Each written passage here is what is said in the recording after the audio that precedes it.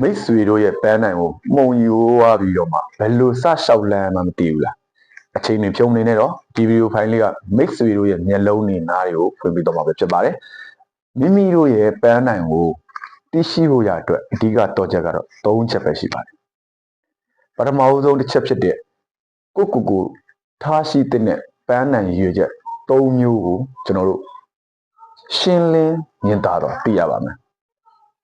ဒုတိယတစ်ချက်ကတော့အဲ့ဒီပန်းနိုင်ကိုရှောက်လန်းမဲ့လမ်းတွေမှာပိတ်ပင်တားဆီးနေတဲ့ကျွန်တော်တို့အတားဆီးမှန်သမျှကိုကျွန်တော်တို့သုံးသပ်ပြီးတော့မှသိရှိနားလဲရပါမယ်တတိယတစ်ချက်ကတော့အားလုံးကိုရှောက်လန်းမှုရအတွက်ပထမဦးဆုံးကြနနရှောက်လန်းတဲ့ခြေတလန်းပထမဦးဆုံးခြေတလန်းစတင်တင်ပါလေလို့ကျွန်တော်ပြောပြသေးဒီဗီဒီယိုဖိုင်လေးမှာမိမိတို့ရဲ့အဓိကကြတဲ့ပန်းနိုင်တစ်ခုကို comment မှာရေးပေးခဲ့ပါ